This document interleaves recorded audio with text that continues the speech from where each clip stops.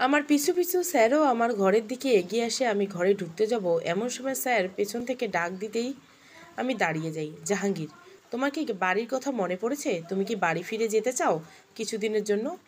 বাড়ির কথা মনে পড়েছে, এটা সত্যি, কিন্তু আমি সেখানে যেতে চাই না। যেখানে আমার কোনো মূল্য নাই আমি সেখানে যেতে চাই না। আসলে আজ শাশুড়ি মায়ের কথা খুব মনে পড়ছে।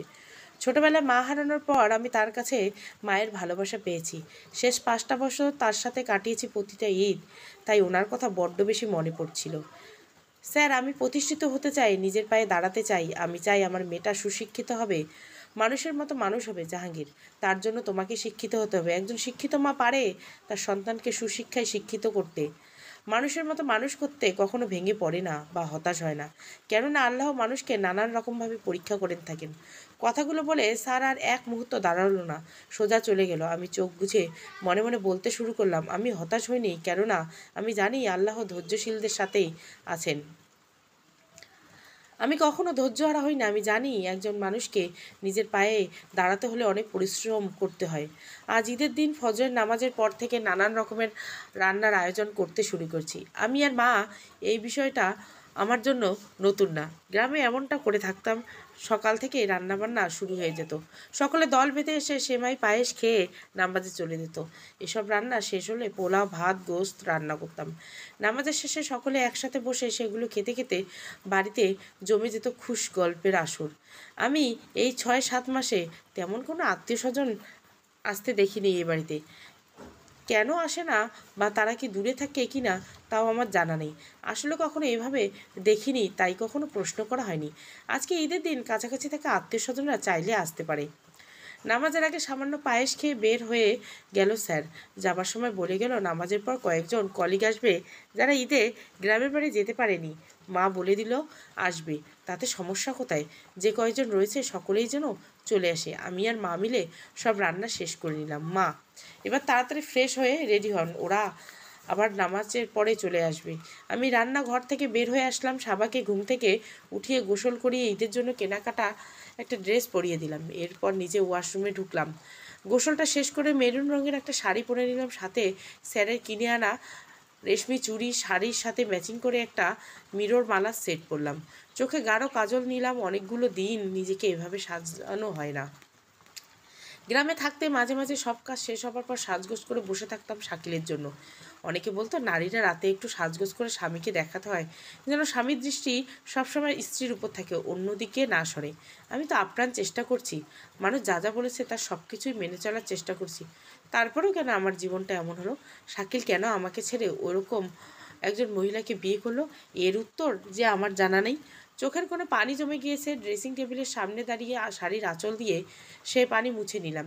এমন সময় কলিং বেলটা বেজে উঠলো। বুঝতে পারলাম স্যার এসেছে। তাড়াতাড়ি গিয়ে দরজা খুলে দিতে স্যার তার কলিগরা ভিতরে ঢুকে পড়ল। স্যারের কলিগরা সবার জন্য নানান রকম খেলনা নিয়ে এসেছে। সবার সেসব খেলনা নিয়ে খেলছে। আমি আর মা সবাইকে খাবার পরিবেশন করলাম। সবাই আজও খাবারের বেশ প্রশংসা করলো। খাওয়া শেষ হয়ে সকলে কিছু সময় রেস্ট করে বিদায় নিয়ে গেল। সকলে বসে টিভি দেখতে দেখতে স্যার বলল, রত্না তো আজ ছবির নায়িকার মতো রাখছে। স্যারের মুখে এমন কথা আশা করিনি, তাই লজ্জা পেয়ে গেলাম। তবু নিজেকে সামনে নিয়ে স্যারের দিকে তাকিয়ে বললাম, কোথায় আসমানে পড়ি আর কোথায় আমি? জাহাঙ্গীর, নিজেকে কখনো ছোট করে দেখবে না, বরং এটা ভাববে ওদের চেয়ে তুমি ভালো, তুমি সুন্দর, ওরা তোমার তুলনায় অসুন্দর। তবেই দেখবে তুমি বহুদূর এগিয়ে যেতে পারবে। তারপর মায়ের দিকে তাকিয়ে স্যার বলল, কাল সকালে আমি একটা ট্যুরে বের হবো 2 দিনের জন্য।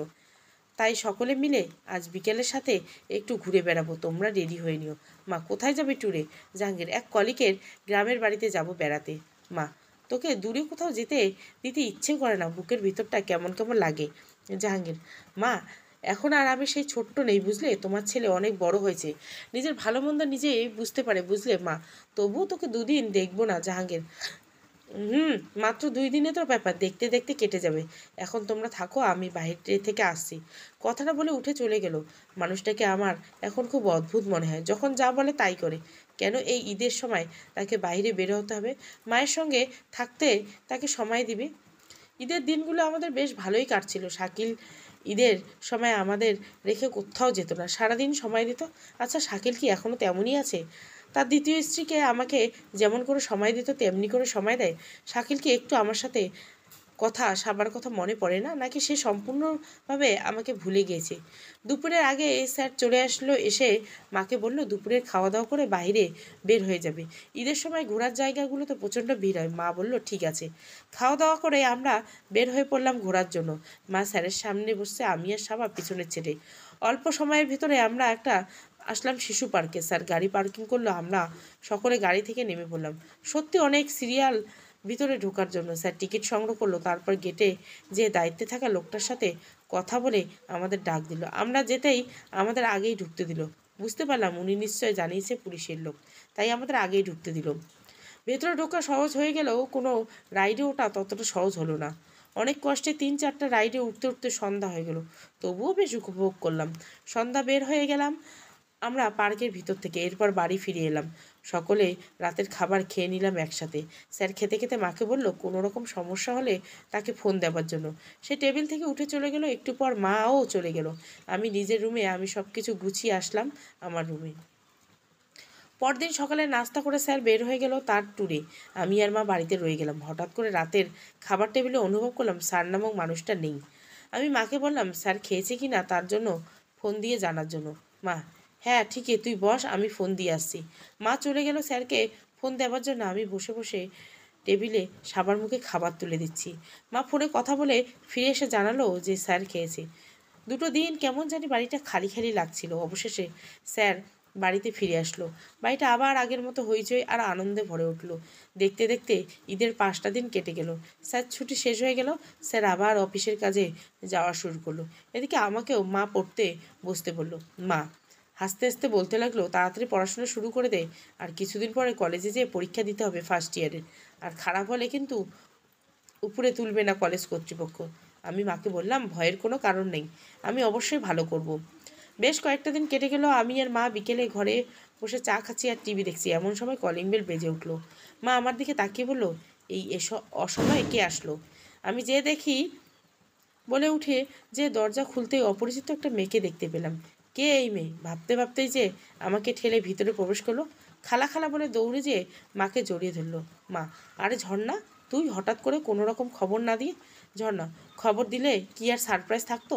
তোমাদের সারপ্রাইজ দিতে চলে আসলাম। মা: বেশ করেছিস এসেছিস, যা উপরে যেয়ে ফ্রেশ হয়ে নেই। ঝর্ণা উপরে চলে গেলেও আমি বুঝতে পারলাম এটা স্যারের খালাতো বোন। মেয়েটা বেশ সুন্দরী বলতে হবে, তবে কিছুটা অহংকারী।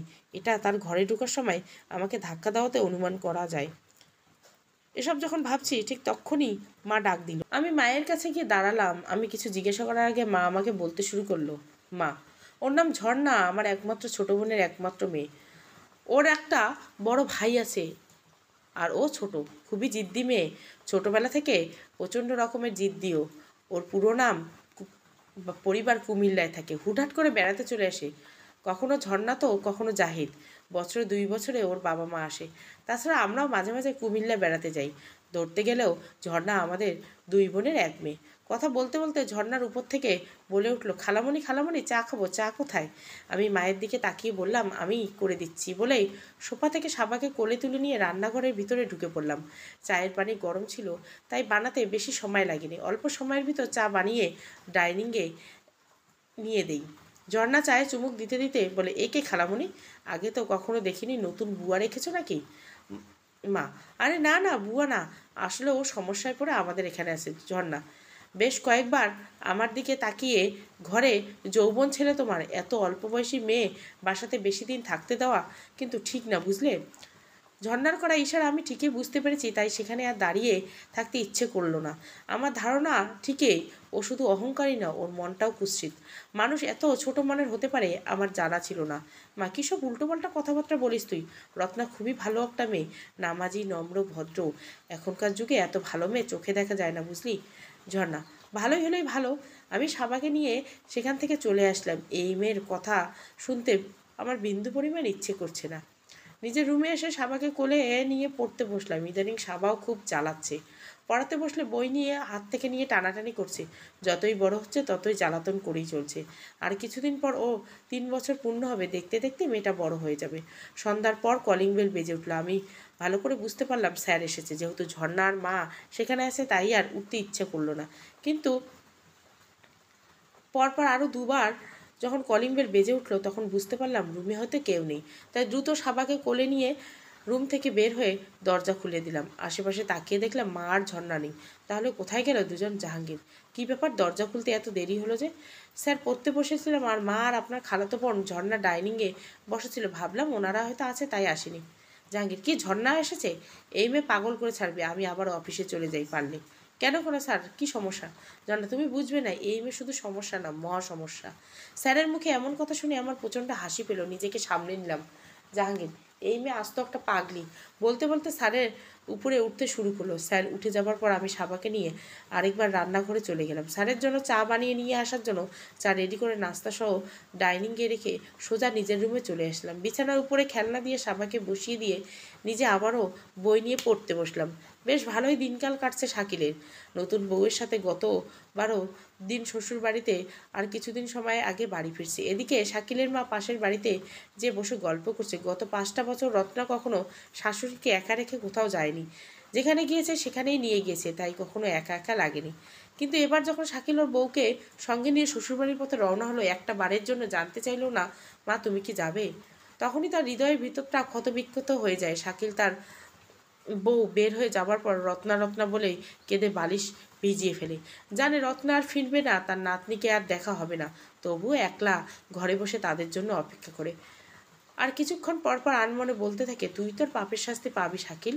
তুই একদিন একা হয়ে যাবি, কাউকে পাবি না আপন তোর দুঃখের দিনে। যেমন আজ আমি একা হয়ে কাঁদছি, একদিন তুইও কাঁদবি। আরও নানান রকম কথা বলতে বলতে প্রথম 2-3 দিন কেটে যায় একা একা, কিন্তু আর ভালো লাগছিল না একা একা জীবন। তাই পরদিন থেকে এর বাড়ি ওর বাড়ি ঘুরে ঘুরে গল্প করে করে দিন পার করতে থাকলো। দিনগুলো এভাবে কেটে গেল। রাতগুলো বেশ লম্বা লেগেছে, একলা বাড়িতে ভীষণ একলা লেগেছে। এভাবে গত 12টা দিন কাটিয়েছে উনি। শাকিল মামা করে ডাকাডাকির এক পর্যায়ে মা বাড়িতে আসে। এসে প্রশ্ন করে, কি হয়েছে, এত চিৎকার করছিস কেন? শাকিল, কতদিন তোমাকে দেখি না, বাড়ি খালি খালি রেখে কোথায় চলে গেছে মা? সেই কৈফিয়ত কি আমি তোকে দিব শাকিল? আমি কি তোমাকে তা বলছি নাকি? তোমাকে দেখতে না পেয়ে রেখেছি মা। 12 দিন তো বেশ ছিলি আমাকে না দেখে। এখন মানুষকে জানাতে হবে না ডাকাডাকি করে যে এ বাড়িতে তুই এসেছিস। রত্না চলে যাবার সাথে সাথে এ বাড়ির সুখ শান্তি সব চলে গেছে। যা, আর কোনোদিন এ বাড়িতে ফিরে আসবি না। কথাটা বলে নিজের ঘরে ঢুকে পড়ল মা। মাথা নিচু করে উঠানে দাঁড়িয়ে আছে শাকিল। সব থাকার পরও আজ কিছুই নেই। জাহাঙ্গীর ডাইনিংয়ে চা নাস্তা খাচ্ছে, এমন সময় ঝর্ণা এসে তাকে পিছন দিক থেকে জড়িয়ে ধরে। জাহাঙ্গীর টেবিলের উপর চায়ের কাপ রেখে, কি করছিস? জামা কাপড় সব নষ্ট হয়ে যাবে চা পড়ে। তুই কি এখনো ছোট্ট আছিস নাকি যে এমন পাগলাম করিস? ঝর্ণা জাহাঙ্গীরকে ছেড়ে পাশের চেয়ারে বসতে, আমি তো এখনো ছোট আছি, এত তাড়াতাড়ি বড় হতে চাই না জাহাঙ্গীর। আর কয়েকদিন পর চুল সাদা হয়ে শুরু করবে। বিয়ে করালে এতদিনে ডজনখানিক বাচ্চা কাচ্চার মা হলে অবিশ্বাসের কিছু ছিল না। ঝর্ণা, একদম ভালো হবে না কিন্তু, উল্টোপাল্টা কথা বললে না। নিজে বিয়ে করো, আমার বিয়ে নিয়ে এত মারো কেন তুমি? তুমি বিয়ে করে নিতে পারো না আমাকে? তাহলেই তো ডজনখানা বাচ্চার বাবা হয়ে যেতে পারো তুমি। জাহাঙ্গীর, ঝর্ণা এমনভাবে কথা বলবে আশা করেনি, তবুও নিজেকে সামনে নিয়ে, তোকে বিয়ে করার মতো পাগল আমি এখনো হই নাই। আমি কখনো পাগল হয়ে যাই তখন না হয় তোর মতো পাগলিকে বিয়ে করবো। ঝর্ণা, তা আমাকে বিয়ে করবে না কেন? বাড়ির ভিতরে যদি মজা মস্তি করার জন্য সুন্দরী কাজের বুয়া থাকে, তাকে কি আর বিয়ে করার প্রয়োজন হয় নাকি? কথাটা তীরের মতো জাহাঙ্গীরের বুকে এসে লাগলো। টেবিলে থাপ্পড় মারতেই টেবিলের উপর থেকে কাপটা নিচে পড়ে ভেঙে গেল। কাপ পড়ার শব্দে উপর থেকে মা নিচে এসে রত্না দ্রুত রুম থেকে বের হয়ে আসলো। জাহাঙ্গীর চিৎকার করতে লাগলো, এক্ষুনি তুই আমার সামনে থেকে চলে যা। তুই যে এতটা ছোট মনের মানুষ হয়ে গেছিস তা কখনো কল্পনা করতে পারিনি। আগে ভাবতাম ছোট মানুষ তাই এতটা বেপরোয়া, দুষ্টমি করিস, কম বুঝিস, কিন্তু দিন যত যাচ্ছে তোর বেয়াদবি বেড়েই চলেছে। মা, কি হয়েছে তোদের? এত চেঁচামেচি কেন? ঝর্ণা লজ্জায় মুখ চেপে ধরে উপরে দিকে দৌড়ে গেল। আমি যেন টেবিল আর ফ্লোর পরিষ্কার করতে লাগলাম। জাহাঙ্গীর, এই মেয়ে কেন এ বাড়িতে আসে? ছি, দিন দিন বড় হচ্ছে আর মন মানসিকতা ছোট হচ্ছে। কি বলতে কি বলে নিজেই জানে না, নোংরা হয়ে গিয়েছে একদম ওর মন মানসিকতা। মা, ও তো ছোট ছেলে মানুষ করে, এটা তো তুই জানিস, তাই একটু মানিয়ে নিতে হয়। স্যার, আগে গিয়ে মানুষের ছোটোখাটো ভুল মেনে নেওয়া যায়, কিন্তু ইচ্ছে করে উল্টোপাল্টা কথা সহ্য করা যায় না। কথাটা বলতে বলতে স্যার বাড়ি থেকে বের হয়ে গেল। মা একটা দীর্ঘশ্বাস ফেলে সিঁড়ি ধরে উপরের দিকে উঠছে আর বলছে, কবে যে এদের ঝগড়া থামবে? আমি কোনো কিছু বুঝতে পারলাম না, কি থেকে কি হয়েছে, স্যার কেন রেগে গেল? এই মানুষটাকে রাখতে দেখলে আমার ভীষণ ভয় লাগে। আমি টেবিল আর ফ্লোর পরিষ্কার করে নিজের রুমে চলে আসলাম।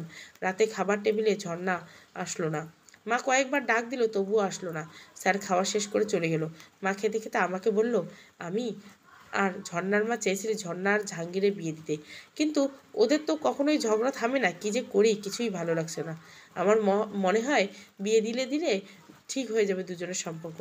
মা টেবিল ছেড়ে উঠতে উঠতে সে তো চেষ্টা কম করেনি, কিন্তু জাহাঙ্গীরকে কোনোভাবেই রাজি করাতে পারছি না। বিয়ের কথা বললেই বলে আমি এখন বিয়ে করব না, যদি কখনো মনে হয় বিয়ে করার প্রয়োজন রয়েছে তখন করব। মা হেঁটে চলে যাচ্ছে, আমি তার যাওয়ার পথের দিকে চেয়ে রইলাম। সকালে নাস্তার টেবিলে ঝর্ণা এলো না। স্যার রেগে না খেয়ে চলে গেল। বাড়িতে কি হচ্ছে এসব কিছুই এলোমেলো হয়ে গেছে 2 দিনের মধ্যে।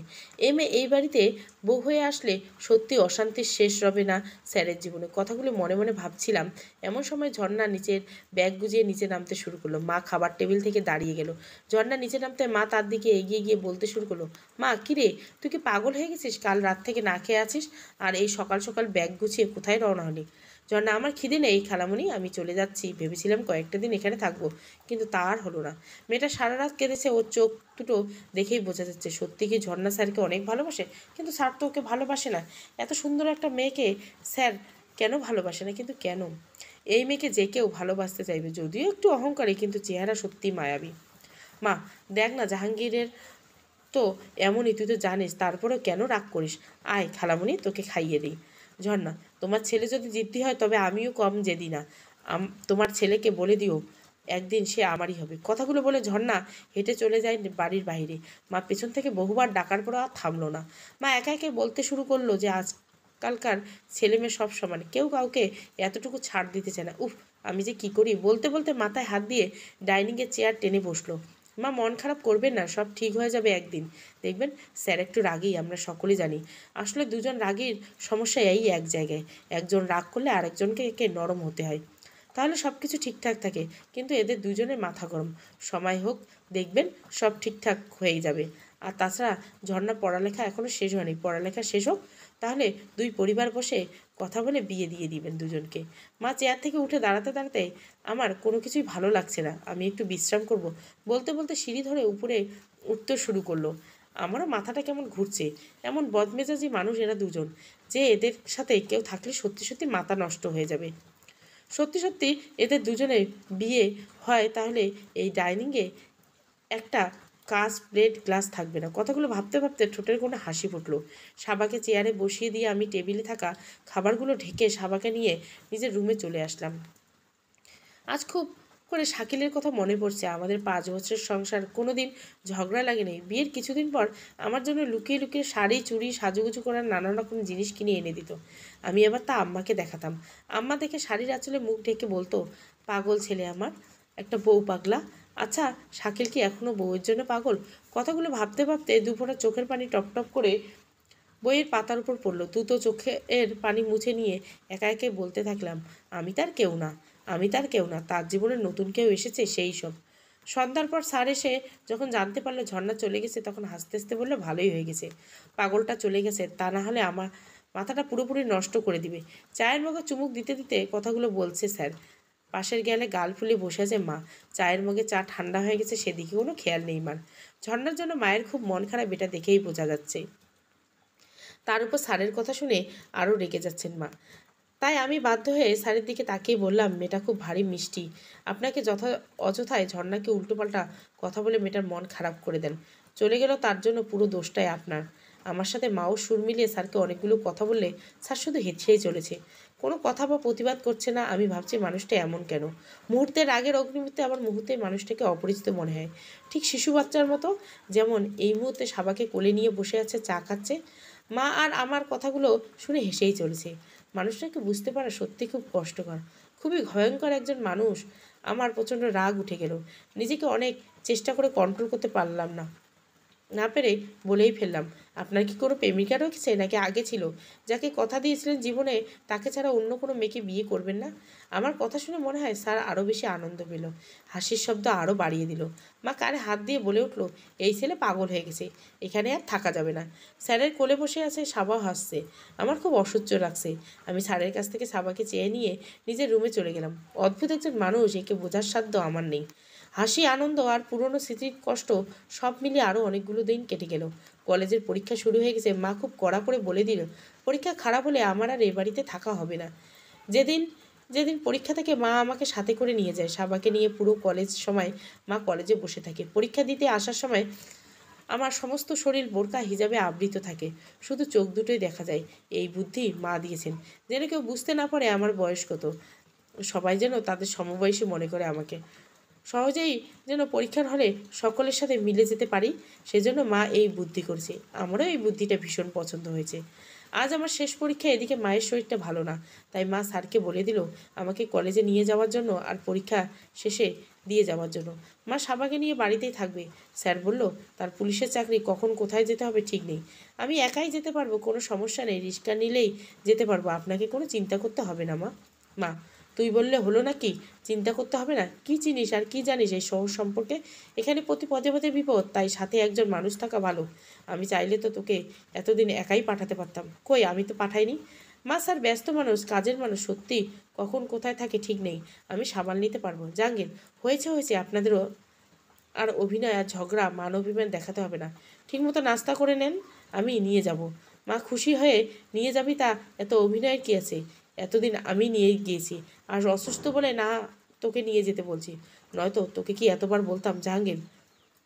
বললাম তো নিয়ে যাচ্ছি, আর বলতে হবে না। সকলের খাওয়া শেষ করে যার যার রুমে চলে আসলাম। জামা কাপড় পরে রেডি হয়ে বের হলাম। দোতলায় যেয়ে মায়ের কাছে সাবাকে নিয়ে নিচে নেমে আসলাম। একটু পর স্যারও নিচে নেমে আসলো। দুজন মিলে বের হয়ে গেলাম কলেজের উদ্দেশ্যে।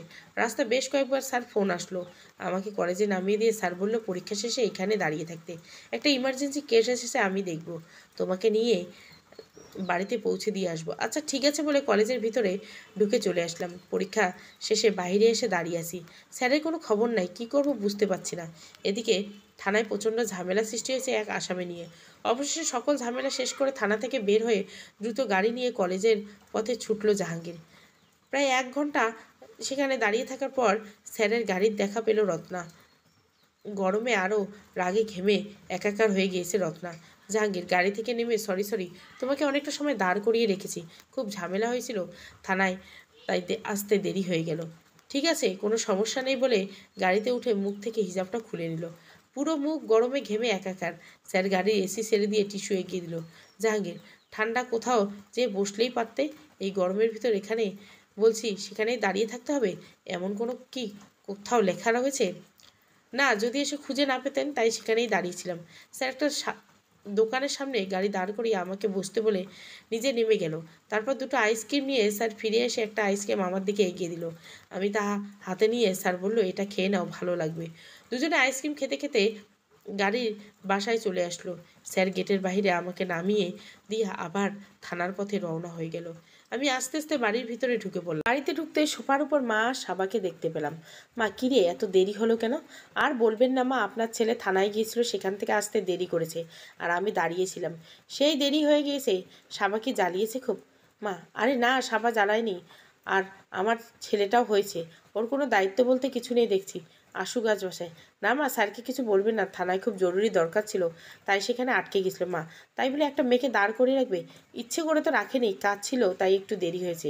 আপনি বসুন, আমি ফ্রেশ হয়ে আপনাকে চা করে দিচ্ছি বলে সাবাকে কোলে নিয়ে নিজের রুমে চলে আসলাম। সাবা আর আমি বেশ কিছু সময় দুষ্টুমি করে রুম থেকে বের হয়ে আসলাম। মা, আমার জন্য চা বানিয়ে নিয়ে আসলাম। মাথাটা খুব ব্যথা করছিল, মায়ের সাথে গল্প করতে করতে চা খেয়ে নিলাম। রাতের খাবার টেবিলে মা আর ছেলের দুষ্টু মিষ্টি ঝগড়া শুরু করলো। আমি বেশ উপভোগ করছিলাম তাদের ঝগড়া। সাবাকে কোলে বসিয়ে খাবার খাওয়াচ্ছি আর তাদের ঝগড়া দেখছি। বেশ ভালোই ঝগড়া করতে পারে মা ছেলে। দেখতে দেখতে বেশ কিছুদিন কেটে গেল। কলেজ থেকে পরীক্ষার রেজাল্ট দেওয়ার সময় হয়ে গেছে। আমার খুব ভয় ভয় লাগছিল, আর মাত্র একটা দিন পরে রেজাল্ট দিবে, যদি খারাপ হয়, এসব কথা ভেবেই চলেছি। হঠাৎ নাস্তার টেবিলে স্যার আমার দিকে তাকিয়ে প্রশ্ন করলো, জাহাঙ্গীর, তোমাকে এত চিন্তিত দেখাচ্ছে কেন? কিছু না স্যার, কালকে পরীক্ষার রেজাল্ট দেবে, তাই একটু ভয় ভয় লাগছে। জাহাঙ্গীর, কেন, ঠিকমতো লেখোনি যে এখন ভয় ভয় লাগছে?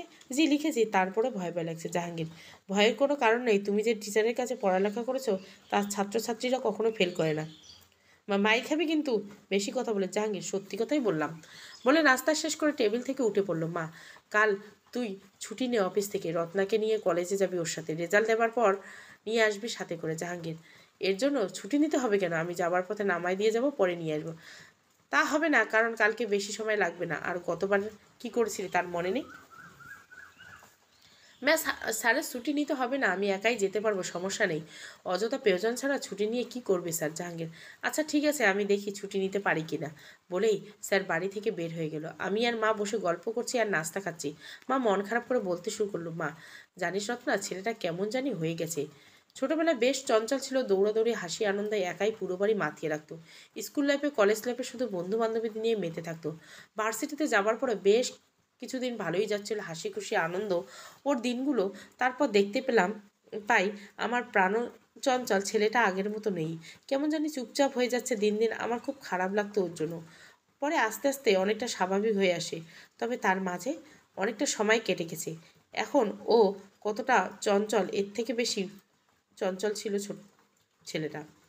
আমি মায়ের চোখের কোণে পানি দেখতে পেলাম। এই প্রথম ওনার চোখে পানি দেখে কেমন জানি অস্থির কাজ করতে লাগলো নিজের ভিতরে। এই মানুষটাকে সবসময় হাসি খুশি দেখছি, আজ প্রথম এমন অবস্থায় দেখে প্রচণ্ড মন খারাপ হচ্ছে।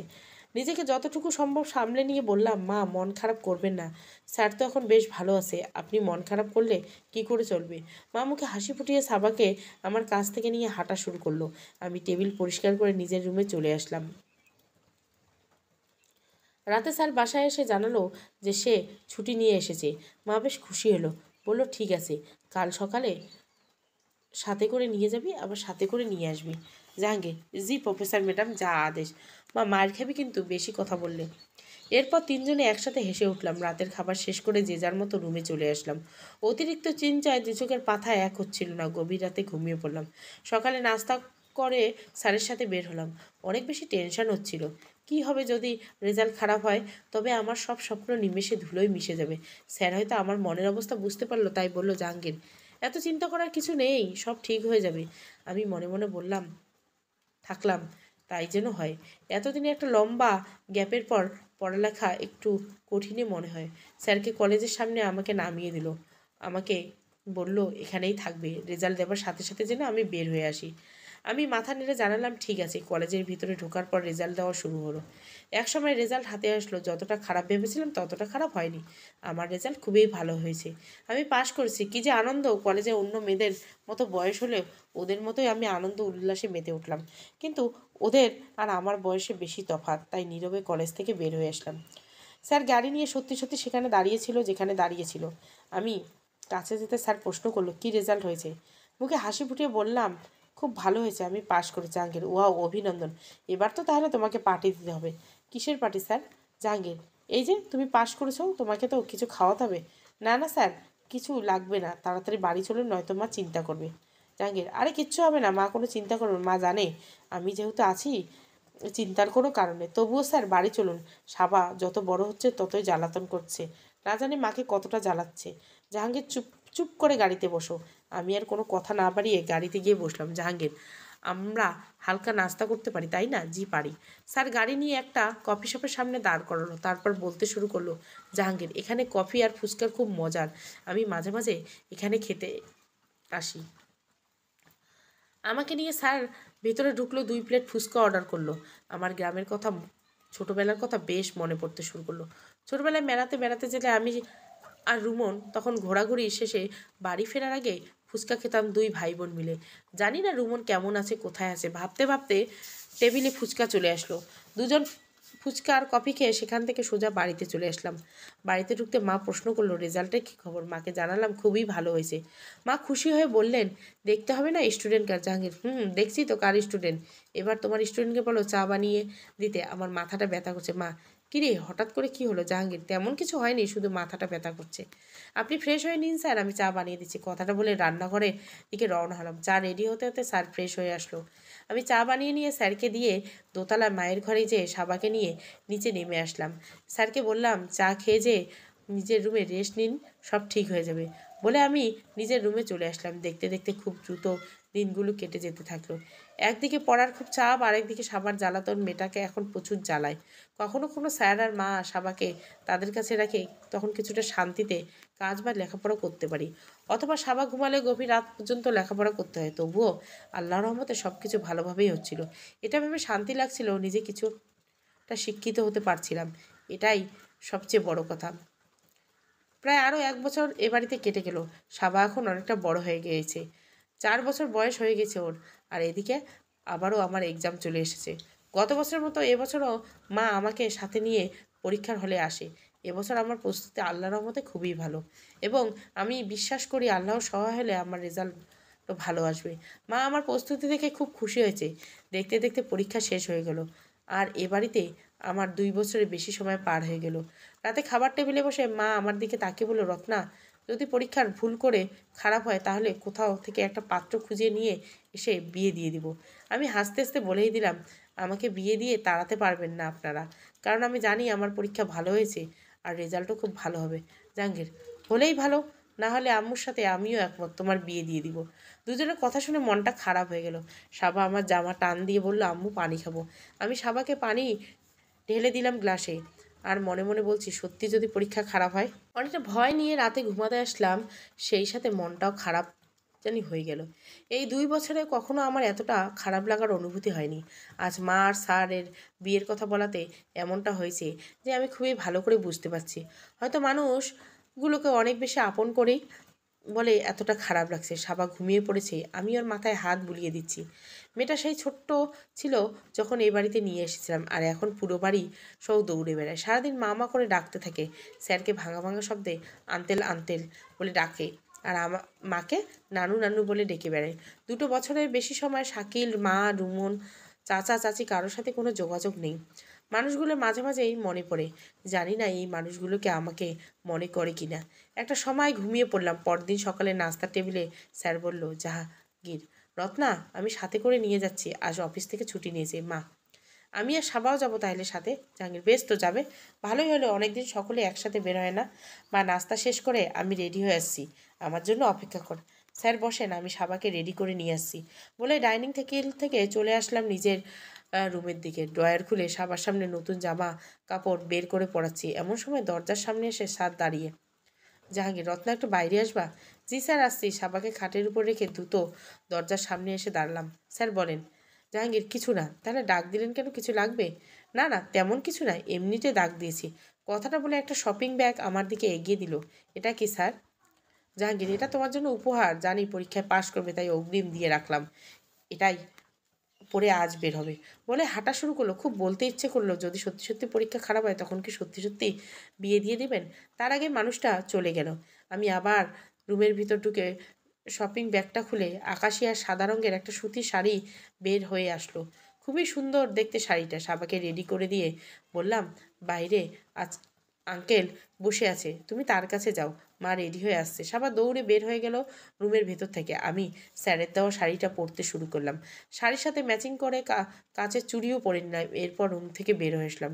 স্যার আর সাবা ডাইনিংয়ে বসে আছে, মা এখনও নিচে নামেনি। আমি ডাইনিংয়ের সামনে আসতে স্যার বলে উঠল, জাহাঙ্গীর, আরে বাবা,